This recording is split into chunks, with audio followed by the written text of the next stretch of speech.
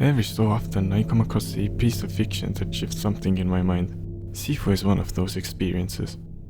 I've been feeling really low recently, but Sifu and the making of this video served as a wake-up call. They reignited my passion for poetry and deepened my gratitude for life. I wanted to, and had to pull myself together, and I even tried to look at the bright side of life. These themes, in some way, are all reflected in the game's design philosophy. At least that's how I see it. I believe that this isn't just a good beat-em-up game, it's also a lesson about life.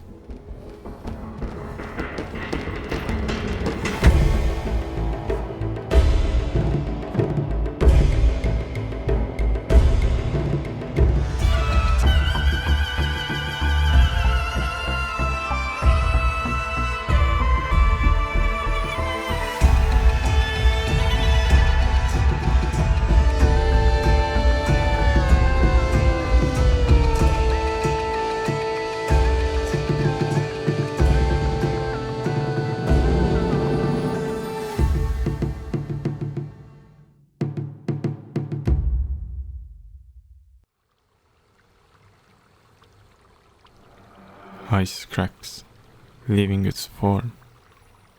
Water, its shackles are torn. It begins to run, it begins to grow. At last, it achieves flow.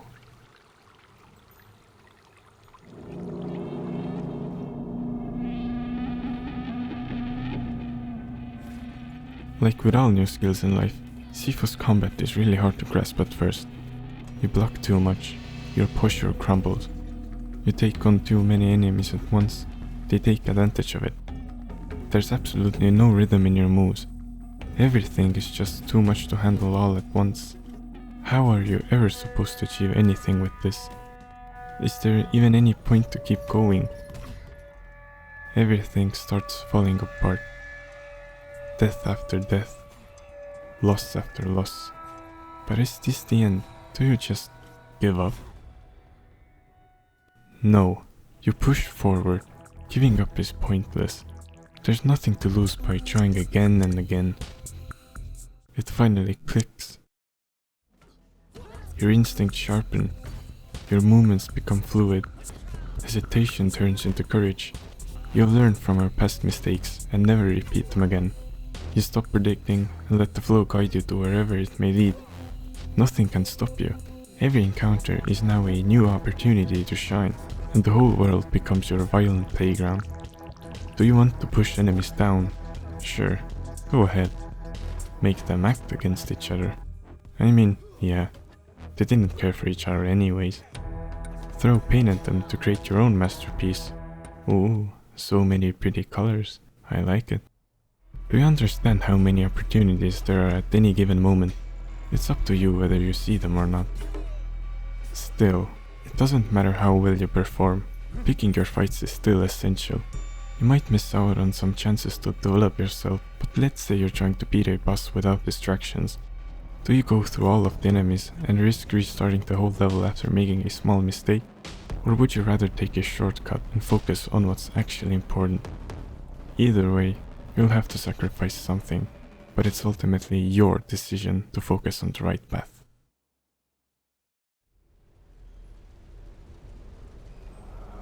Alas, death calls my name. Regret, my only epithet, a lifetime recollection of shame. Yet my demise I will not forget. From it, wisdom I will claim, and the path ahead I must accept.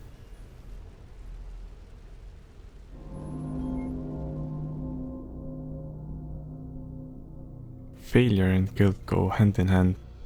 There's nothing we can do about it other than accepting our mistakes and moving on. The main character might endure hardships, resurrect from failure, learn more skills, and go through development. But so do you. You get experience by defeating enemies, which you can use to develop new skills.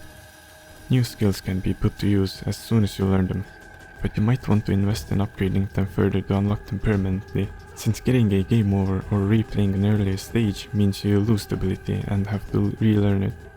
You should prioritize frequently used skills, But don't forget that stepping outside your comfort zone leads to unexpected growth. One way or another, you'll eventually unlock all skills, so there's no need to rush really. Dying is also inevitable, but there is still wisdom to gain from every loss. You can always come back to life and continue on with your journey. Resurrecting makes you older, and every subsequent death makes you age even faster, but it will also lock you out of learning certain skills. Your age and skill progressions are recorded at every completed hideout, which I'll carry on to the next level. However, replaying an earlier stage means you can overwrite your past to continue your journey completely fresh. You lose skills not permanently unlocked, but your progression to permanency stays intact. But where do you go from here? Do you carry the guilt of past mistakes, or do you really think you can fix what's already done? Remember, even if you're stripped from everything, your true experience cannot be taken away.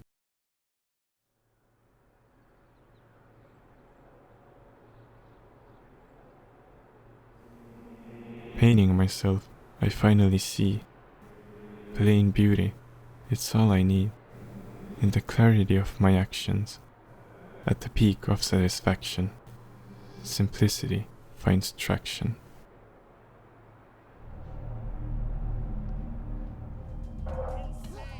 The game's flat-painted look enhances the fast-paced combat by making you aware of your surroundings at every moment. It's always clear where you have to go next, so you don't have to spend too much time wondering what's the next step. I also see the minimalistic art style as Sifu's way of making you always think with a calm mind. You must tackle obstacles only on your path, since that's the only way to truly transcend into the flow and never look back. But that's not the only thing going for it. The clever lighting and environmental storytelling make for some really interesting sequences like the museum. The exhibitions explore sorrow, pain, regret, hatred, and every other emotion poured into art. After all, art cannot be created without a soul. The environments themselves are awe-inspiring. I would often take a small break to appreciate the effort that went into creating them. Sifu doesn't strive for photorealism, it focuses on raw emotion, atmosphere, and the simplicity of life. In a way, it felt more immersive than most games I played, since I was able to take a breather to enjoy the scenery and the present.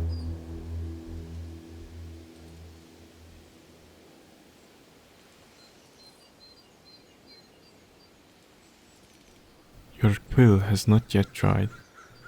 Write your tale. Fade at times. Cry, smile. Let it slide. At least, you tried.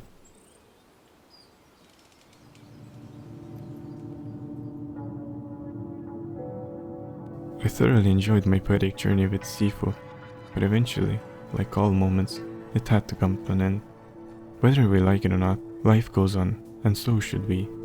Clinging too tightly to the past means we miss the beauty right in front of us. The final true message to take away from a video is to embrace the flow. Acknowledge your past mistakes, but don't let them hold you back. It's only by moving forward that we can truly find happiness.